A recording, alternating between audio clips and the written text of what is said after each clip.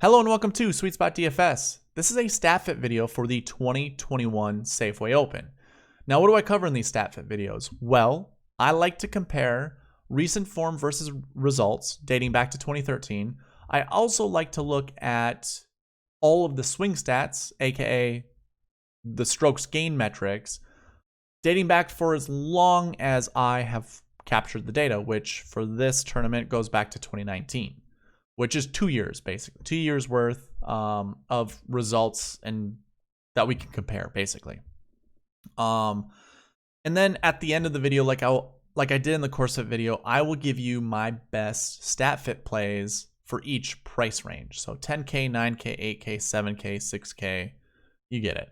But yeah, let's go ahead, get into the spreadsheet. I have the 2020 recent form, which obviously was played in 2019 because that was the start of the new season. That's how all of my spreadsheets are numbered, is by season. So this is technically the 2020 recent form page. What I want you guys to do is go ahead and pay attention to this column. You can look at the numbers or you can look at the colors, and I'll give you kind of the cheat sheet of the colors. It's broken down by 20s, basically. So 20 and below is light green, 20 to 40 is yellow, 40 to 60 is orange, 60 to 80 is light red, dark red is 80 and above. Those are missed cuts, withdraws, DQs, and if there was ever a Monday qualifier that, or not Monday qualifier, but a made cut did not finish, that was greater than 80, basically. But yeah, other than that, you can just look at the colors. You're going to see it's going to vary. One thing I do want to point out, typically this tournament starts the season. In 2020, it did not. That is the only year it didn't. Which means in 2020, we had a tournament right before. And if you guys have been here before, you know I like to cover last week's performance. We do have that for this tournament as well. If I pull up the 2021 recent form, we have the Tour Championship that was that preceded this tournament, but we have nobody in the field that played in the Tour Championship. So it's basically another week off. We don't have any last week buckets whatsoever. So this is really the only tournament where you're not going to see these off weeks. You know, as I cycle through this 2019. 2018, 2017, so on, you're going to see offs that are right before. However, you're going to find recent form for each of these. Like, you're mostly going to find golfers inside the top 20 having recent form from the previous season. This year, we don't have basically your B Tour graduation. So your Korn Ferry graduation, which is the tour underneath this, they will graduate 25 golfers, I believe it is, that will be included into the new PGA season. They graduate to the next level. This year, they're not doing it because of COVID, so we're not going to find rookies. Most of the golfers in 2021 have recent form. There's still a lot. I mean, I think we're seeing Sean O'Hare for the first time. We see a couple rookies that played last year. Now, there are sponsor exemptions. There are also Monday qualifiers that basically include golfers who don't have recent form, who did not play within the last 7 weeks, which is what I cover in recent form. It's the last 7 weeks. So keep that all in mind. Might be a little too much to chew, but as we go through this, just know if you see some holes of recent form when we go through, you're probably not going to see that for this tournament. There might be one or two that might make the top 20, but for the most part, you're going to find recent form at the top of, like this column populated for 2021. So a lot of stuff there. I want you to pay attention to the different colors that are up at the top 10. And top 10 for me is important. I'm trying to build the optimal lineup. That includes taking everything into account. I want to know, like, I'm not going to be stuck on finding golfers that have the best recent form, right? It would be kind of foolish to grab, your top 6 guys with recent form. Although if you grab your top 5 guys with recent form from last year would be good. I don't know if you can fit that into a salary. Yeah, that's 48,800. So you wouldn't have been able to do that. But let's say you grab these guys, skip Cantlane, go Lonto. You've got basically 12,000 left over to fill your next spots. So like it would be difficult for this year, but either way, you wouldn't want to necessarily grab these guys. An 11-6, a 4th place finish. I'm not sure, was that even the optimal lineup? No, it was not. So 11-6 didn't even make it, and that was your best recent form. But anyways, again, as we look at best recent form, the point of this whole video really is to point you guys in the direction of not going too heavy on something, or perhaps going heavy on something. What I want you guys to realize, don't go heavy on good recent form golfers. You're going to want to vary it up. So here's one point, for example, and I can do that as we go through each of these years. But when we sort by result, you see a whole myriad of recent form for 2020. In 2019, same thing applies. I mean, you could even count the colors and use that for, you know, this upcoming, or for this tournament, the 2021 Safeway. You certainly can do that. I've done that in the past. It's not terrible to go by that. And in the strategy video tomorrow, I might actually provide that information. So if you're interested, you know, stay tuned. But for this, the other thing too is I want you guys to pay attention to course history. How many golfers had it coming into this tournament and how many golfers did not. But yeah, we have, again, different recent form finishes up at the top. If we were to sort by recent form, your top 2 guys here, 68, 69, didn't finish in the top 10, but we do have one in the top 20 at 6,900. That's not terrible. As we scroll down to the top 20 golfers, you know, we do have the winner here. We have second, we have fourth, 2 golfers in the optimal lineup. So you know, grabbing a couple guys with the best recent form looks okay, you know, over the last two years that we've reviewed so far. But let's go ahead and continue on. Go to 2018. Let's put that filter on. And then obviously sort by recent form. So here we go. Your top recent form guys, a bunch of missed cuts. Now, nobody that really has, you know, a good salary. I mean, that's something important to look at. Also, they only have one tournament that they played to have that recent form. But your top price guy at 11-2 with good recent form finished 17th. But Phil Mickelson, who was 11K, finished 3rd. Not on the optimal lineup because that belonged to Tony Finau, who does slip into the top 21 for recent form.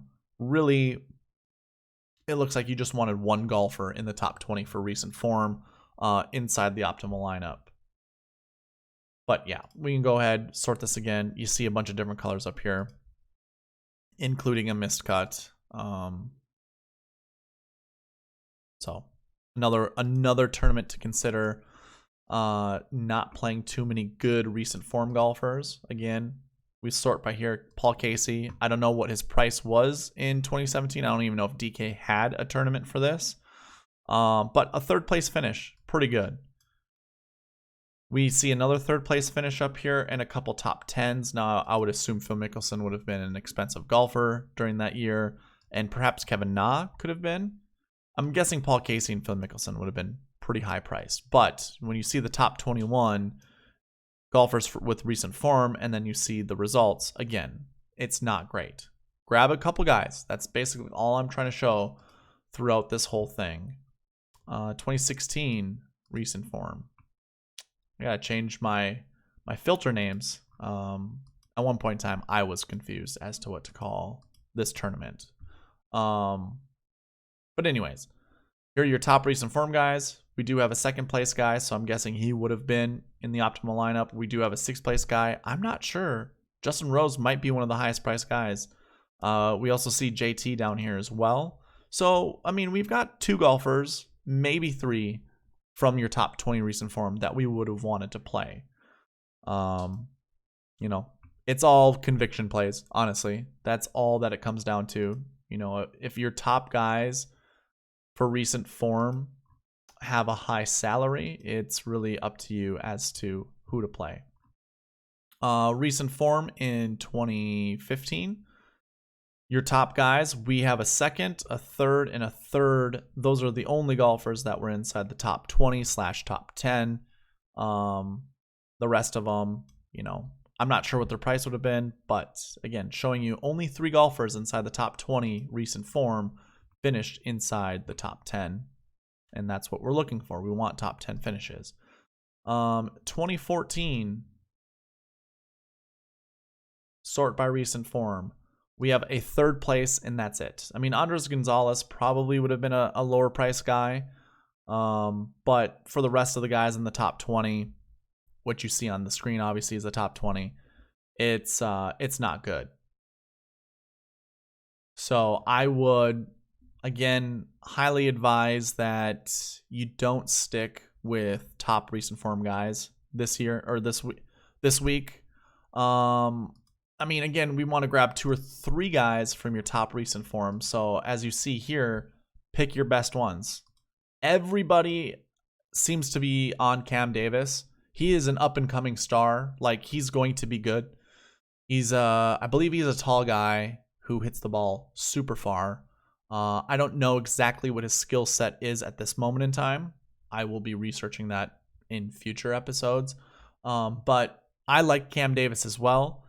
Seeing him up here with a lot of the other high-priced guys. So, I mean, you have Cam Davis, Siwoo Kim, Emiliano Grillo, Brennan Steele, Harold Varner III, Joel Damon as your top guys. And I guess we could throw Mark Hubbard in there.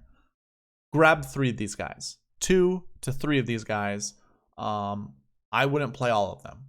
So if you're thinking about like going Cam Davis, 8,900 with a 9,700, and then maybe a Mark Hubbard or a Denny McCarthy, or even a Chris Baker. I know that's a guy that a lot of people have been talking about. I would highly advise to stick to 3 at most. Every tournament has the possibility to be a little bit different. Track record just shows that this tournament, having the best recent form coming into this tournament, not necessarily a key to success. So just wanted to throw that out there for you guys to think about. But yeah, here are your top guys. If you want this, obviously pause the video, screenshot it. But yeah, we will jump off of the recent form, go right into the 2019 DK page. This is where I have all of the stats that I'm going to be covering. Obviously, they have all of the swing stats, as I call them. And in each of these years, I also have tallied how many times a golfer finished inside the top 20 for each individual stat, and then I tallied it up. So that's what it looks like here. You can see in this, for this year, course history, recent form, overall POA, 2018 recent form. I don't think that's right. That shouldn't be 28 recent form. That should be 2018 POA. I don't think that's what. Yeah. That's a typo.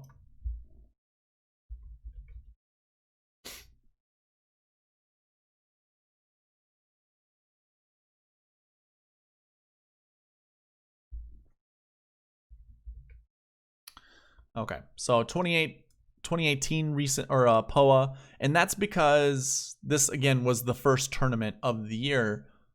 I wanted the full year's worth of POA from the year before. And typically what I do is I will grab the year before's POA, incorporate, a couple of tournaments heading into this season until a certain point, and then I just cut off that whole last year. So I don't know exactly when that'll be. It's usually around like the Waste Management. It's usually around Masters Week, basically. So April's when I'll basically cut each of the last year's POA. Basically, that's what we're calling it. Last year's POA splits, or last year grass stats. There we go. Anyways, that's why I have 2018 POA here. But then you can see the rest of them are swing stats. And I call them swing stats. I think other people do too, or swing metrics. It's basically a particular part of your swing is causing these stats to be good or bad. The swing stats are baked into your finishing positions. Obviously, they're baked into the POA stats. They're baked into course history. They're baked into recent form. But off the tee is strictly off of the tee. That's what that stat is. And these are all individual swing stats. So that's why I like to call them swing stats. But yeah, you can see all the swing stats that I have. So I'm going to hide that. And obviously, this would be a sum of everything in this column, or in the row. Let me hide that. And so you can see here, as we look at the top 10 or the top 20 leaderboard, the golfers at the top, or just every golfer within the top 20, how many of them finished top 20 of their stat? You can see, it's not a superstar leaderboard, basically, based off of the stats. We have a ton of zeros in here, and a 1 for Kevin Tway, and that's because his recent form was good. If we were to go to 2020 and look at this, your top guy wasn't a top 20 in recent form. So, and in fact, if you compare just the top 10s of each of these years, you're not going to see anything that correlates with each other. So to try to say, hey, these are your top stats you should be looking at going into this tournament, I'm just going to call bullshit on that. Because really, when part of the reason that I like to compare these results, or the swing stats to results, is to give you guys an idea of who you should grab at the top of each of these stat leaderboards. Now, I know golf is volatile. There is a lot of variety. Just like, Kevin Tway, his only top 20 stat was recent form. He won the tournament in 2019. In 2020, Cameron Champ won it. And he didn't have top recent form. He didn't have top course history or any of the grass stats, but he was top in tee to green. But then we look at the next guys inside the top 5. Nobody, not one of them, had tee to green. Go back to 2019 and we look at tee to green. If we look at everyone in the top 5, we have 3 that were tee to green. Actually, here's one thing I want to point out. Of all the golfers inside the top 10, you're not going to find a column that has more than 4 stats that have golfers within the top 20 of that stat. Again, 2020, we go through here. I guess I lied a little bit. We have 5 for 2019 POA splits. But then tee to green, we have 2. Off the tee, we have 1. And it was just Cameron Champ. So when golfers, or when DFS industry guys are saying off the tee matters or distance matters or anything like that, I mean, yeah, JT can hit the ball far. Was he leading these stat categories heading into the 2020 season? Not for this tournament, which is really surprising, right? Who were our top tee to green guys? I wonder if that's because JT didn't have any stats.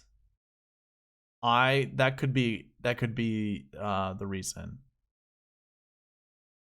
So let's see, Mark Leishman, JT. These are 2 guys I want to look at. So 1 guy. So we have these 2 and this guy, as well as 11th place. So Adam Hadwin's not up there. JT, Charles Howell III, and Colin Morikawa. Now, Morikawa wouldn't have been up there because he was a rookie. But obviously JT in 2020, I'm thinking the PGA Tour season. So I captured these stats last year. I'm pretty sure what they did was they reset the stats after the first week, and that's why we don't see any of those stats. So let's go back. We know Justin Thomas would have been at the top of off the tee, tee to green, approach, most likely. So I guess I can fill those in right now. Add a couple more here. Adam Hadwin probably was at the top of approach and maybe tee to green. Let's just go ahead and do it. And I would say around the green as well. I don't know, but these numbers, obviously JT would be at the top here. So I guess we can give him another one. Yeah, I'm just going to keep it like this. But either way, even with the update, tee to green, we still only have 4 golfers, you know, that were top 20 in that stat. And off the tee, now we have 2. You know, approach, we only have 4. We know Colin Morikawa is really good with approach. We know that now, but in that year, he was not. And I could be wrong with other stats. Like if I give JT a 1s all across the board, we still don't get more than 4 in any of these columns. Obviously, we can look at recent form, course history, and POA splits because those are basically, you know, obviously of last year and then just total complete history. So anyways, as we see this, like off the tee, you know, if I look at your top guys off the tee, who are the guys, my only guys? Okay, so I want to know how many golfers I didn't have stats for. So we have, it starts with who? Adam Hadwin. So we had Mark Leishman stats? We did. Yep.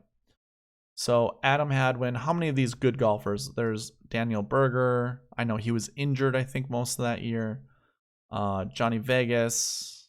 So I guess really what I want to look at is anyone inside the top 20. So Adam Scott would have been a guy with decent stats. You know, he would have been at the top of off the tee, tee to green, approach most likely. But he was not inside the top 10, and at 10-7, that's just not going to cut it. So anyways, it still applies to what I'm talking about. Off the tee isn't something that we really need to care about. Nor is tee to green. Sure, our winners, you know, we know Kevin Tway hits the ball really far, but his stats, this goes by ranking, and we'll get through this pretty quickly, or we'll get to that quickly. But he was not inside the top 20 for that stat, for tee to green or off the tee. I don't know why. But obviously his stats just weren't that good heading into this tournament. And I mean, course history 51.33, not the greatest. POA, middle of the pack, not terrible, but you know, not great. So anyways, tee to green, off the tee even, you know, you see it here, not a lot. So don't get concerned about playing a certain stat over another. Obviously, if you like a golfer that has that stat, perfect. But I would say don't stack up your lineups with one particular stat or another. I know there are some people in the industry that like to do that. I've never seen it since I've been doing these StatFit videos. And really, it's not even so much StatFit videos. It goes back prior to that because I've been keeping track of this for a while. It's just you'll never find... I shouldn't say you'll never find 6 golfers that are in the top 20 of their stats. I would say you're never going to be able to roster 6 golfers in the top 20 stats. Because if they end up finishing inside the top 10 or top 20, they're going to be too high of a salary in order to roster them. So anyways, that's kind of my spiel there. What I want to do is actually go through each of these stats so you can see what the result is, and then so we'll look result. I'm just trying to make it available for you guys to see completely. We'll hide this. Okay, so now you see every stat up there. I'm gonna go through each of these. Now this is by rank this is the PGA rank heading into the season. What they were tee to green, off the tee, so on and so forth. That's how I did it back in 2018. Unfortunately, it's not how I do it. It's not so much unfortunately. I wish I would have had those stats populated here perfectly. But either way, you can see what they are ranked top to bottom. And all I want you to do is keep track of how many top 10 finishes you see over here. So we see 3. Fourth, or we see 4. Fourth, ninth, second, fourth. Off the tee. Let's get rid of the blanks. And not that way. There we go. Second, ninth, fourth. So we have 3. How about approach? Second, fourth. So just 2 for approach. How about around the green? Fourth, 10th, second, second. So we have 4 for around the green. Strokes gained putting, a second. And also, if you're watching this, you have the opportunity, the ability to pause this. Maybe write down the players that I'm going through that you can see right here, and obviously keep track to see if they overlap. And maybe there's a golfer in here that has more than one top 20 stat that you can incorporate for this year. Anyways, proximity, or green and reg, just one golfer, Sam Ryder. Proximity, Sam Ryder. So there you go. There's an overlap right there. We also have Ryan Moore and Luke List on the top there. And birdie or better. We have a 4th. There's Luke List. 4th, Sam Ryder. So Sam Ryder was there for what? Proximity, green and reg, and birdie or better? Yeah. So something to think about. But yeah, that's going to conclude the 2019 DK page. Again, like I said, I wanted to go through this really quickly. Let's go ahead and bring it back to result. So that's what we see there. In 2020, again, we kind of already went through this. I'm trying to remember if this was the tournament I actually populated. Yeah, it is. Okay, we'll hide this information. And again, we'll go through this pretty quickly. I'll hide a lot of this information. You can see like if tee time mattered, you know, or pairings mattered here. Kind of looks like it did. You see 2 guys there, but I'll go through that in the strategy video. But right now I'm going to hide this information. We'll hide these pieces here.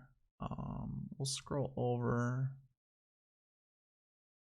Trying to get as much up here as possible that we can.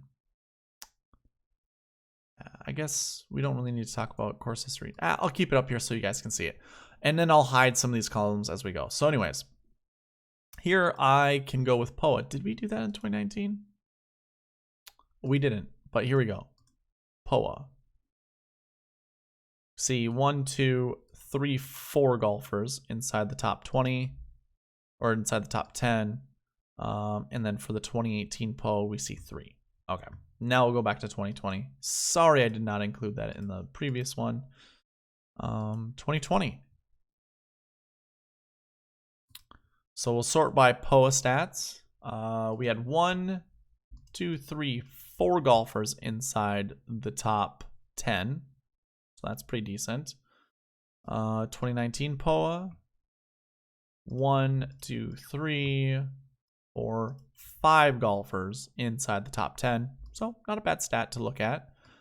I guess what I can do is hide this one. Pretty close to seeing everything. I'm keeping the salary up here so you guys can also look at that as we go through it. So tee to green, your top guys here. I have a did not show, which obviously I should just get rid of. It's not important. We have 1, 2 golfers tee to green that finished inside the top 10. How about off the tee? We have 1. Obviously, we probably could include Justin Thomas, obviously, pretty easily. That with the tee to green as well. I think those are no-brainers. Approach, we can also include him, but we only see 2 other than JT.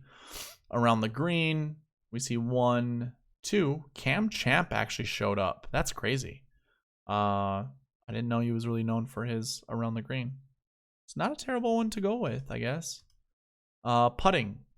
Not a single one inside the top 10. Green and reg. 2 golfers inside the top 10. Proximity. 1 golfer inside the top 10. Was Blair also up here? No, he was not. No. And then the last one, I'm going to have to scroll over to get to birdie or better. Birdie or better. How did that look? 2 golfers inside the top 10. So again, I just wanted to point that out. So as we go through it, you know, some stats just aren't worth putting all of your conviction into. And hopefully going through those top 20 stats gives you an idea of, you know, who to play and who not to play, as well as kind of, you know, looking at the results here and then seeing how many top 20 stats we see over here, you know, compared to the price, that kind of thing. We want to figure out golfers, you know, that we want to play, based off of salary and based off of performance, really, you know, statistical performance. Like look at Mark Leishman, -6 strokes tee to green. Now that was like one tournament basically of data. Anyways, going into 2021, I guess that also brings up a fair question or a fair point. This year alone, it's really looking at the last 2 weeks of PGA Tour season data. If I were to pull up the 2020 recent form, you know, Cam Champ was 28th at the Sanderson Farms Championship. Mark Leishman, he withdrew, but he would then have, you know, stats that he could accumulate. Adam Hadwin didn't have stats. JT and CH3 didn't have stats. And then all of these guys had stats. All of their swing metrics were based off of this. So off the last 2 weeks. Probably not the greatest thing to look at and to keep in mind. But again, we went through, you know, your top 20 stats and determined, okay, we would have missed JT in there. Hadwin could have been someone with approach. It still shows that you don't want to go all in on a particular stat. You do want to grab some golfers that are good in those stats, but not, you know, live or die by, basically.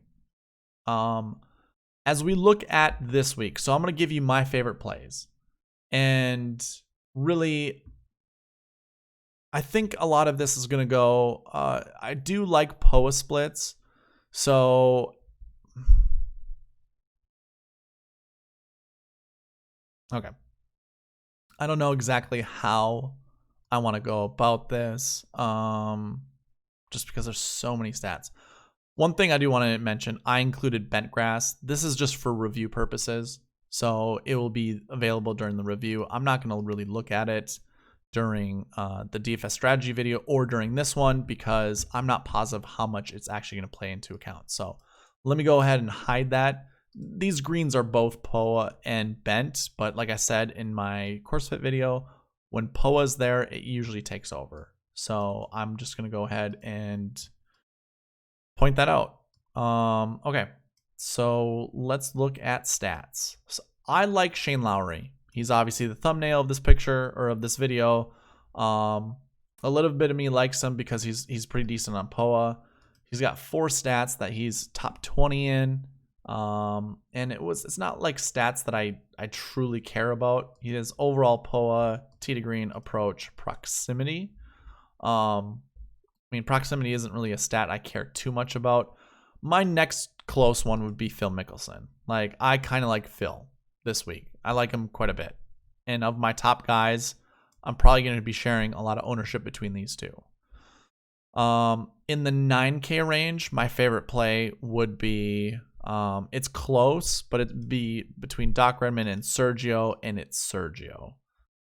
It's overall POA, 2020 POA. I like this guy on POA grass. And he is also top tee to green up and off the tee. So now I have 2 guys with tee to green off the tee. Probably going to have to watch out for golfers as I go down. In the 8K range, in all honesty, to kind of go off of, you know, trying to find golfers with different stats, I'm going to go with Cam Davis. So now I have 3 guys with tee to green splits. I don't think I can afford any more really with tee to green. So I think those are my 3 guys I'm going to go with that have good tee to green. Now Cam Davis also has good recent form. Sergio does not, and neither does Shane Lowry. So he is my only one guy here. I could probably find a course history guy, maybe a 2020 POA guy. And then the rest of the stats. So as I scroll down, so that was my 8K golfer. Now they're expensive. I get it. If there was a second place, it'd be Will Gordon. Again, tee to green. It's just another guy that has good tee to green stats. Coming down to the 7K range, I'm actually going to go with Patrick Rogers. It's just putting for him. It's the only stat that he's a top 20 in. And I like Patrick Rogers primarily because last year when I was watching him play, he was really close to putting some of these tournaments together and playing well. This guy, I think, if he gets the opportunity, really, he can't put everything together for 4 rounds of golf, but he can get hot during 1 or 2 rounds, and I'm hoping he makes the cut and then gets hot during the weekend. It's a California golf course. He grew up in California. I mean, I think he grew up probably a couple hours north of where this tournament's being held. I mean, we can give him some ties because of that, but when it comes to stat fit, I like him primarily because he's top 20 in a stat that most people are not. And I guess Charles Schwartzel would be another guy I like. We could also go with Jim Furyk. Those are 3 golfers I like in the 7K range. I've heard some people are on Luke List, but I'm already out of my tee to green guys. We could go with someone like Kyle Stanley, no problem whatsoever. I do like Kyle Stanley. But yeah, it's really up to those guys. Now let's get down to our 6K range. I'm just going to say this right away. Off the hop, it's JB Holmes. JB Holmes, my favorite 6K play. There are a lot of interesting golfers down here that I could choose from, but honestly, JB Holmes.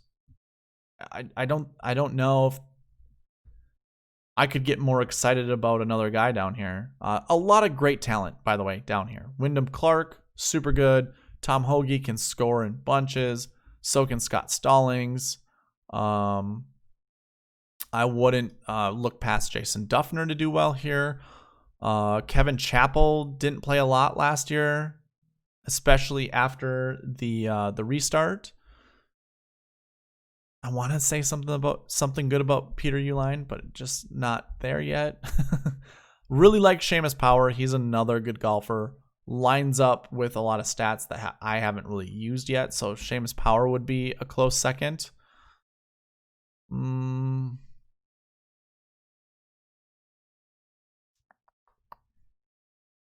Kiradech is an interesting play. He is a good golfer regardless of his, not showing up in the top 20 stats. That's because his last tournament he played, probably too far back for the PGA to actually include with its stats. Josh Teeter might not be a terrible play, but yeah, I'm going to stick with JB Holmes. Like I said, there's a lot of fun golfers down here. A lot of golfers I will be playing. And don't be afraid to grab a couple guys in the 6K range, which I will cover why it's not terrible in the DFS strategy video, which will be out tomorrow. So pay attention or stay tuned for that video. If you're not subscribed already, please subscribe. Hit that notification bell. That way you know when videos of mine get posted. And then that way you'll be here during the DFS strategy video. And I'll try to get it out earlier so you actually have a little bit of that information before lineup lock. I guess we'll see how my day at my primary job goes tomorrow to see if I can get any of that information out earlier. But yeah, check in with me during the DFS strategy video to see what my exact favorite plays are. But for the stat fit, those were them. So hopefully that helps you guys out. But yeah, thank you for watching. Please leave a like, comment, subscribe, all of that good stuff. And I'll see you tomorrow. All right, bye.